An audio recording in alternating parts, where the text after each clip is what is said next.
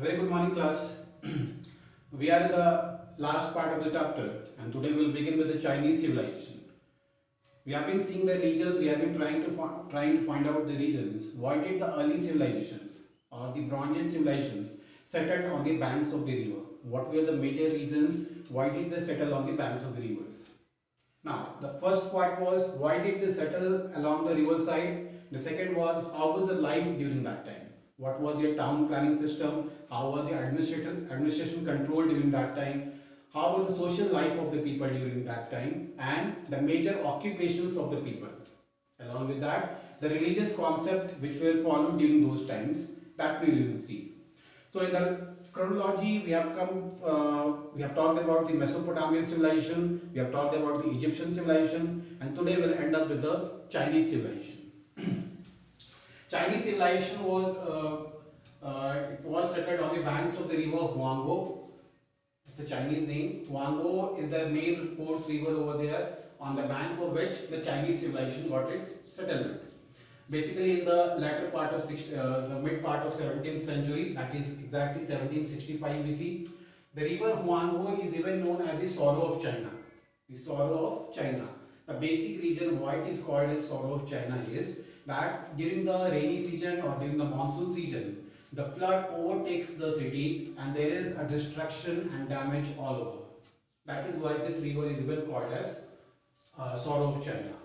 Now, next is the dynasties which were there in the Chinese civilization. The two dynasties that the historians talk about, which ruled over the Chinese civilization during the mid of 17th century, were Shang dynasty and Zhou dynasty. Shang and Zhou dynasty. When the historians researched on them, when the historians found out the details of the civilization, they found that the major dynasty which ruled over the Chinese civilization was Shang and the Zhou dynasty. Now, next is the main city, which was the role model city, or on the concept of which all other cities were flourished, or the concept of a good city was established. The name of the city was Anyang. Anyang was the main city, which was in the Deccan province. Now, the hierarchy of the division of the society. The next is how the society was divided. The king was the supreme. He was the main who actually participated in the welfare of the subjects, welfare of the people, who actually took all the administrative decisions, who was in the main front of the war, and he was accompanied by the soldiers. Soldiers were men who actually followed the principle of occupancy. Now, during those era, if you look at the ancient history or the medieval history, you will come to a solution that there was a concept flowing that was known as the principle of occupancy. That is, if you have the military system, if you have the power, if you have the money, and if you go in a war, you fight with your opponent, and the moment you win, you occupy the area. So that was called as principle of occupancy. So for that thing, a king required a good military system, a strong soldier system.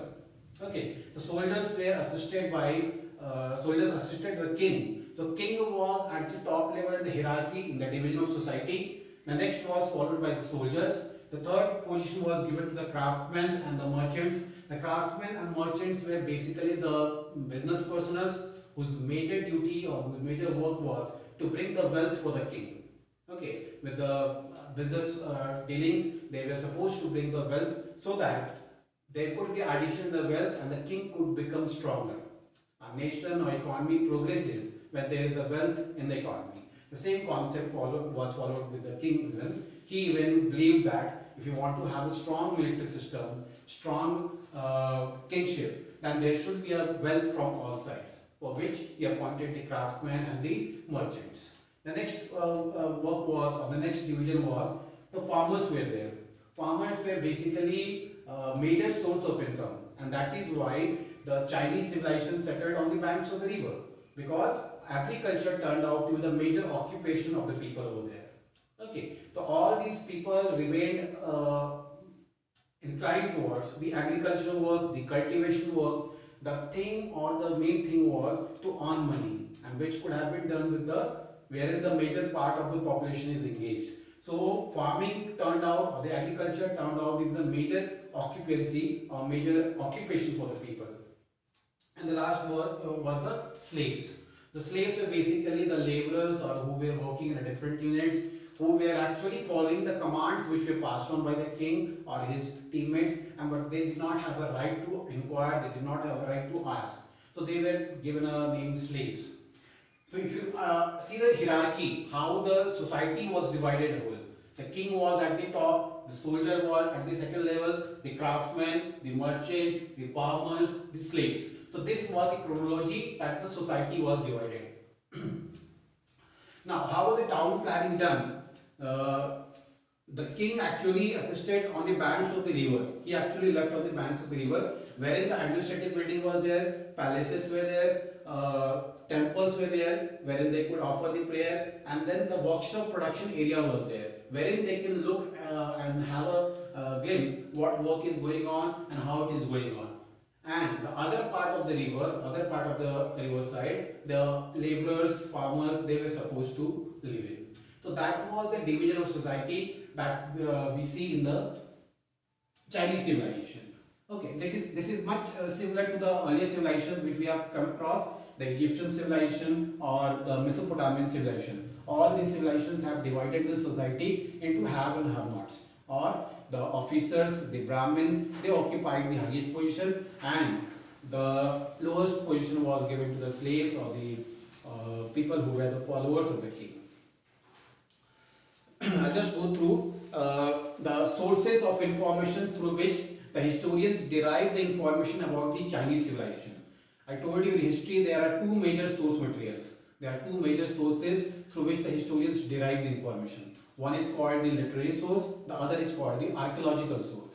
As far as literary source is concerned, it is all the written parts or the written documents which are available for the historian to read and reconcile the time and know about what had happened during those era or those time period. So in Chinese civilization, the literary sources basically included the bamboo strips, bones and silk scrolls. Okay, wherein the written part was carved out, it was written down, and when the historians went, they converted the Chinese language into the English language or different languages, and they found out the information about the Chinese civilization. As far as archaeological sources are concerned, archaeological sources basically includes the remains of the buildings or the dead parts which are buried beneath the earth, or something which is still in particular that is there where we can go and visit and see how it was. So during the Chinese civilization time, the archaeological sources basically included the building materials, the building basically of administrative buildings, the temples, the workshop production area, the units wherein the soldiers lived. So all these were the sources of information for the historians to derive. Apart from these, the other sources that archaeological sources included were bronze tools, weapons, vessels, porcelain, jade pottery, bamboo, silk, goods, tortoises. So all these sources were there which actually helped them out to find out the reason how did the Chinese civilization got established themselves. So this is our introduction to Chinese civilization. In the next class we shall talk about the town planning system. Thank you class.